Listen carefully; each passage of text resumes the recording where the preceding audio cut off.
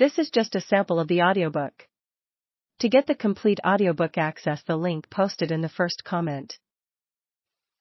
Introduction. On a clear and cool April morning in 1906, a crisp wind blew down the Severn River as the Naval Academy in Annapolis came to life for a day of pomp and circumstance. The midshipmen donned their dress uniform, and Lieutenant Commander John A. Hogeworth took charge of their formation, while the band and Marine Battalion finished preparations for the ceremonies. After lunch, with everything arranged for the arrival of the official party, Academy Superintendent Rear Admiral James Sands led a convoy of new automobiles to the Annapolis train station, where they met President Theodore Roosevelt and his delegation from Washington, D.C. The day marked the 126th anniversary of the Revolutionary War battle between HMS Drake and the American sloop-of-war Ranger, captained by John Paul Jones. For the United States Navy, it was a perfect day to honor the memory and legacy of one of its great captains.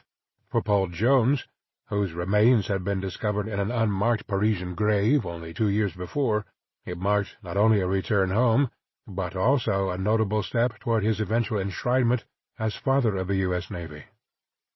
The ceremony honoring John Paul Jones was a fitting backdrop for President Roosevelt, who was advocating for the construction of a fleet commensurate with the United States' newfound responsibilities and opportunities in the wake of its victory over Spain in 1898.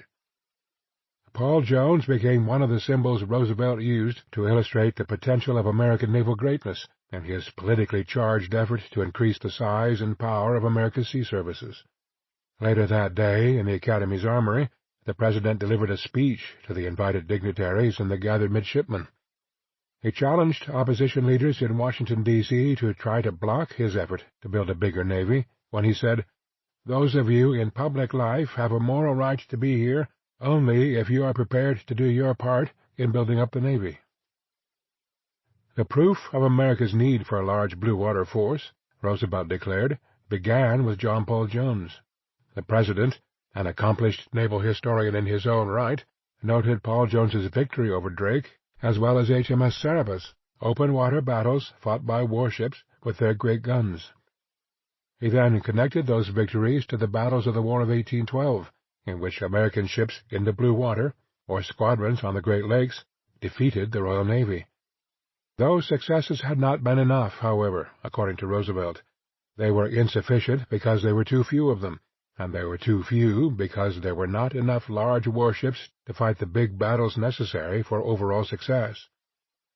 Roosevelt argued that great officers victorious in small battles were important, but they had to be part of a large and powerful Navy and Marine Corps that could win a war. In doing so, he transformed John Paul Jones's reinterment at Annapolis into a defining symbol of his own agenda. The United States needed a powerful blue-water battle fleet as it entered the 20th century. Roosevelt's appropriation of the memory of John Paul Jones distorted the actual history of the Revolutionary War hero. As a result, the President abandoned a balanced view of Jones's legacy. While the victories over Drake and Serapis certainly had great value in the Scots-American captain's own memory and in his own explanations of his operational achievements, they were by no means the pinnacle and exclusive accomplishments of his career. Instead, John Paul Jones's vision for the Continental Navy, as well as the operations he conducted, included a great deal of maritime raiding and what today would be called naval irregular warfare. Small boat raids, cutting-out expeditions, and small-unit amphibious landings played a central part in both how John Paul Jones conceptualized American naval warfare and in how he executed his own operations. From raiding the Solway coast and cutting out enemy ships in the bays of Nova Scotia to a planned amphibious prison break from a Canadian island, and small-unit raiding operations on the Gulf Coast, Paul Jones was about much more than blue-water ship duels. Looking across American naval history during the Age of Sail, it becomes clear that the conduct of these kinds of operations was a near-constant endeavor. While Roosevelt gave the U.S. Navy a father with eyes fixed on the blue-water battle, the historical record shows that naval raiding and irregular warfare represent an essential, if unstudied, theme in the history of American sea power.